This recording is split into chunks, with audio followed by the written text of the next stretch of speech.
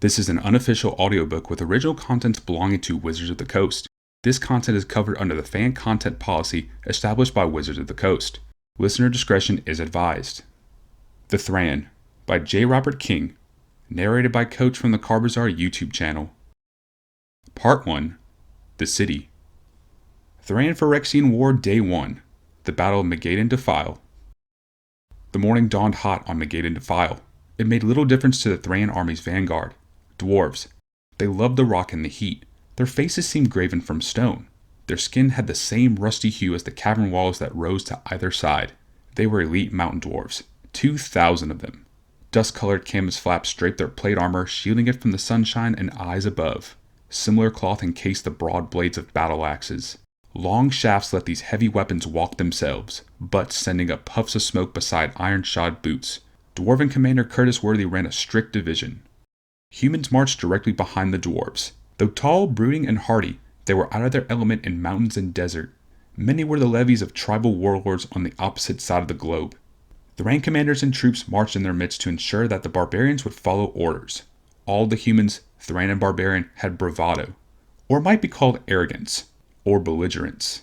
Whatever it was, they wilted in the heat of marching through the mountains. The 40,000 human infantry shuffled along the tired resignation of prisoners. Even the 20,000 horsemen gritted their teeth and draped wet veils over the mouths to keep the dust out.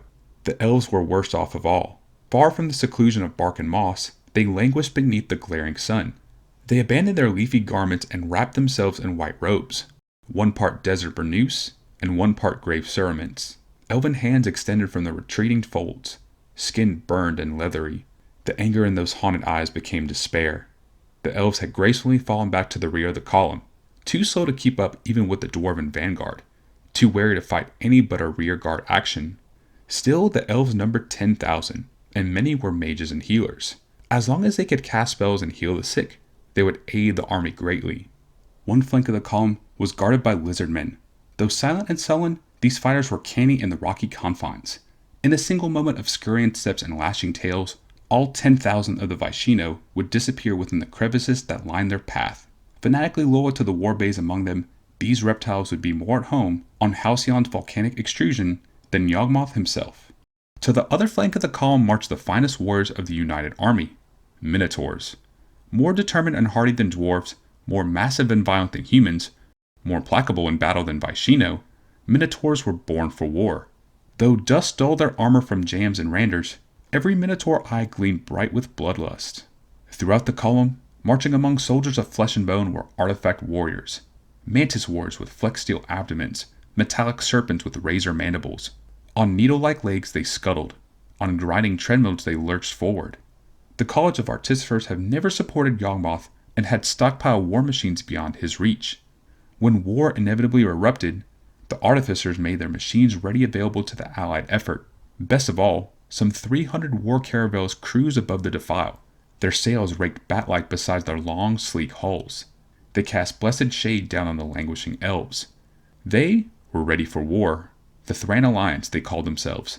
The 5 outer city-states of the Empire joined with representatives from the rest of the known world. They had come together to fight a single man, Yawgmoth. He was no man, but a monster, a cowardly monster. At Fonan 6 months before, he had struck out of the blackness of night. He had bombed his own people to keep them from joining his enemies. He had fought and fled, vicious and treacherous, ruthless and bloodthirsty. A fiendish cry came from the dwarven vanguard, something half shriek and half ululation. Humans and elves, Minotaurs and Vaishino lifted their eyes. The army had just rounded the last bend in the Magadan Defile. Beyond the canyon walls opened a broad desert plain. On the opposite edge of the seer space jutted a tall plateau, the volcanic extrusion of Halcyon. It seemed a wall standing in the desert, 1,500 feet high, with the great city crowding the plateau atop. Once the capital of the Thran Empire, now Halcyon and every soul in it belonged to Yawgmoth. The demonic cry repeated itself, pouring from throats of human and inhuman, and echoing through the rocky mouth of Magadan itself. It was as though the allied armies raised that fiendish cry to summon the demon from his lair. Yawgmoth heard the summons. He sat placidly with an armored sedan chair at the head of his Phyrexian army. They waited silently in an underground chamber dug to slant down into the desert floor. The wide mouth of the cavern was draped in a pale muslin to blend with the sun-bleached soil. It was nearly invisible to the advancing army until the contingent had marched past them. 3 other such bunkers flanked the marching ground, and a 4th natural cavern lay in a cluster of rocks at the base of the Halcyon extrusion. At Yawgmoth's command, the curtains would fall from these bunkers, and the 5,000 warriors waiting within each would surge forth into the bare flanks of their foe. For now, though, Yawgmoth waited. He heard the demon summons, but did not answer it. He was no demon. He was a god. The last 6 months had proven it. The canny Lord of Phyrexia had many surprises waiting for the Thran alliance. Smiling, Yawgmoth leaned back in his sedan chair. None of my adversaries will survive this battle. Even now, his enemies strode upon the plains. They were bold as wolves. And why not? Led by Dwarven elite, flanked by Minotaurs and Vaishino, guarded from the skies by 300 war caravels, supported by mantis warriors and scuttling creations of nebbish artificers. Why wouldn't they be bold as wolves? They even howled like wolves. Hearing their insolent whooping was almost enough to make Yawgmoth trigger the attack too soon. He would not be goaded into such a mistake. This had been too carefully planned. There were appropriate steps. Among the marching legions drifted the vast shadows of Thran's ships. While the army had coursed through the defile, these ships had remained in a column above, shading them from the glaring sun and any possible attack. Now, the shadows, smooth and silent as schooling leviathans, began to slowly drift apart. No doubt the ships would circle the city, just out of range of the ray cannons on her walls, and demand surrender. We'll see who surrenders. Yawgmoth reached into a flat box that held a 3-dimensional schematic of the battlefield. At strategic points in a miniature defile and flatlands, tiny power stones glimmered. Yawgmoth touched a certain crystal embedded there. A high whistling sound answered the motion. He smiled. The marchers howled once more before the sound broke through. Then, the army of the Thran alliance heard it. It was a piercing whistle, and it seemed to come from the very sun. Soldiers squinted up toward the sliding bulk of their warships, trying to see past. In a heartbeat, the whistle became a shriek. There was no mistaking it. The Allies heard this sound before at Phonon. There, ships had soared into being out of the blind midnight. These ships came out of the very eye of the sun.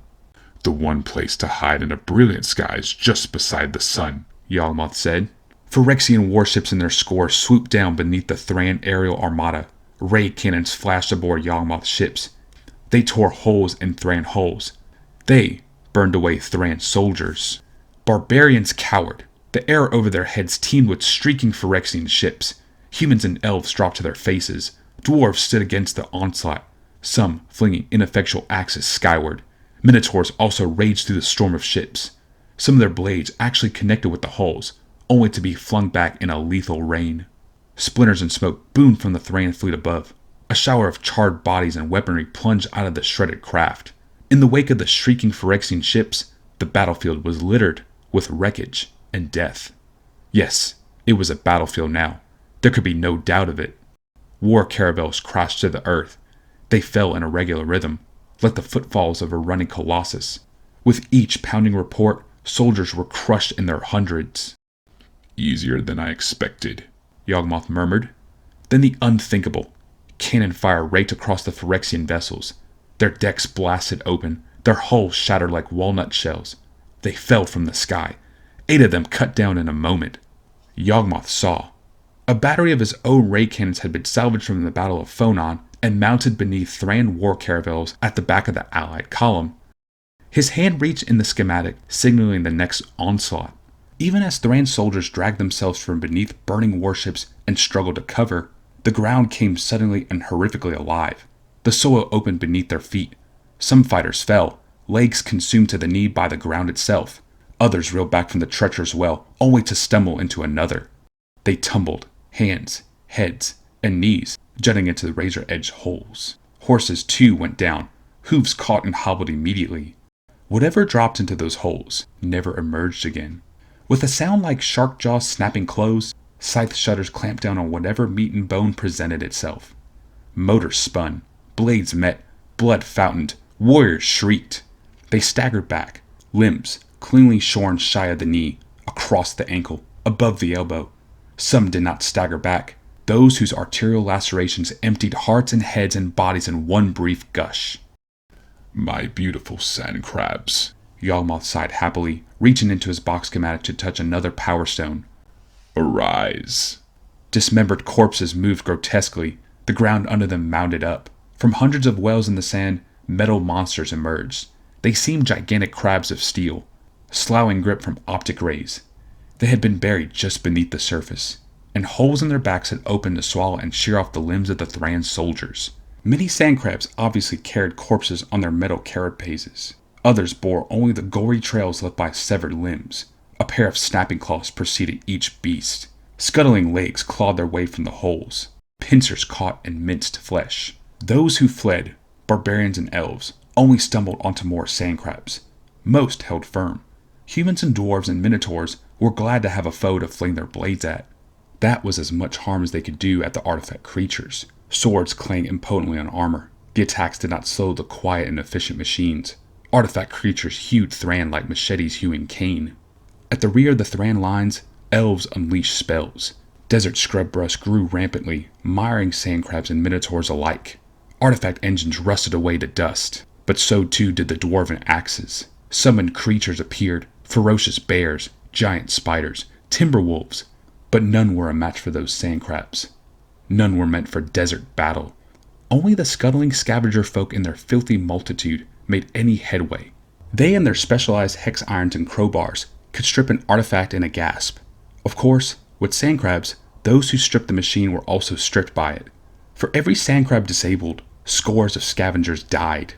Yawgmoth enjoyed the spectacle in a moment before touching the 5 stones that summoned the 5 divisions of the Phyrexian army. Sand-colored canvas fell from the trenches. Silver-armored warriors marched grimly forth. They seemed machines themselves. Power Stone swords and axes gleamed hungrily in their hands. These were the Hellsite guards. They strode as they'd been trained, not breaking ranks, hewing their way through any impeded. Wood, steel, brain, bone. Their natural fanaticism was overlaid by a war spell. They would not pause. They would not surrender. They would not stop until their foes were dead. Minotaurs and dwarves were cloven in half. Silver armor grew red as their allies died. They really had no chance, Yawgmoth said, a touch of false sadness in his voice. To the north and south formed unexpected things. Tan as the desert floor, serpentine shapes rose and twisted and swelled. Cyclones? The dust devils lingered beyond the armies, gaining speed. Their wavering columns darkened, seeming to solidify. With pernicious intent, the twisters converged on the marching Hellsite guard. Those who strode doggedly onward were caught up in the winds and flung away. So the elves brought something useful after all. A pity more of them won't live to witness my next surprise. Yawgmoth touched a dark, slender crystal in the box schematic. From the cavern at the base of the Halcyon extrusion, at the heels of the marching guard, came a massive figure.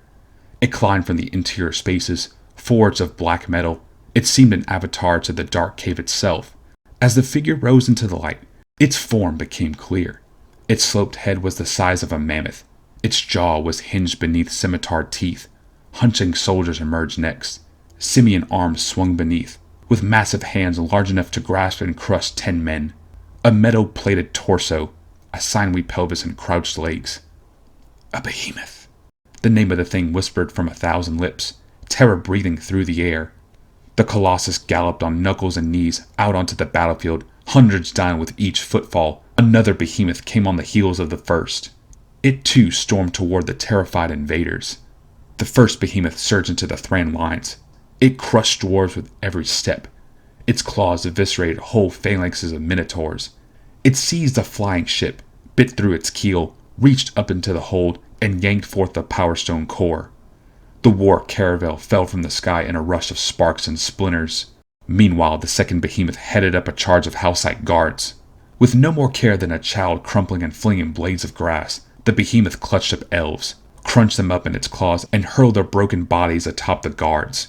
Streaks of crimson marked the helms of vambraces, those who could not avoid the falling bodies. As if shooing away insects, the Hellsite guards sloughed the dying forms and marched onward. They will be out of elves soon enough, Yawgmoth told himself contently. Elves fight like popcorn. I like to see this behemoth really fight. He got his wish. The gray behemoth's claws were suddenly full of writhing metal, artifact creatures. Many were mantis warriors. Others had the configuration of humans. Still more were conglomerate creatures, With curved backs and scuttling legs and scythes that emerged from their sides, the behemoth lifted in a fragile-looking mantis warrior and crushed it in one claw. It snatched up a second and smashed it into the other. Thousands of servos groaned as the behemoth flung out its arms in tandem and hurled the mantises free. Except the mantises did not fly free. Broken though they were, their legs and pincers still held on. They writhed, but not in spasmodic destruction. Legs moved purposefully, clawing down the behemoth's uplifted arms. It struggled to shake the things loose, to no avail. More artifact creatures climbed up its legs. They were roaches, swarming a bloodied figure. They tore at it, covered it, overwhelmed it. Damn, Yawgmoth said. Must be Galceon's designs. In moments, the behemoth was completely covered in spidery artifacts. It staggered a few paces more and then toppled face first into the ranks of clockwork warriors. Housite guards drove forward, intent on liberating the fallen beast. No! Yawgmoth shouted, touching the stone in the box schematic. No! Clear away. It was too late. A high keen began. Springs wound beyond their constitutional capacity. The gray hide of the behemoth split and flung back. From beneath, thousands of metal sinews lashed out, slaying all those around. Whip-like, they shattered artifact creatures and housite guards both. Blue-gray steel whipped. Silver armor severed. Red blood flowed. Damned housite guards, Yawgmoth snarled. They all ought to be Phyrexians. This battle would last longer than a blazing moment. It mattered little. Yawgmoth had planned for a long engagement. His forces would hold the housite guard and Phyrexian guard, the fleet, the artifact engines. While the Thran alliance is so occupied, I'll go on the offensive. In the mountains beyond the invading armies lay a largely ignored target. It was arguably the greatest achievement of the Thran College of Artificers, a massive broadcast station that allowed the college to monitor every artifact creature in the Thran Empire. It could also shut down any mechanism that went rogue. Unknown to all but Yawgmoth, the station could even command those creatures. Yawgmoth would capture the broadcast station, the Null Sphere, and with it, he would command the Thran artifact army. Smiling wickedly, Yawgmoth set his hand beneath the control stone of his sedan chair. The craft rose, silent and smooth, from the bunker and shot toward the city above. His personal war caravel waited there. His personal crew. They would capture the Null Sphere. They would command the artifact engines of the Empire. Yawgmoth would crush the Thran and their barbarian allies, and bring all of Dominaria to its knees.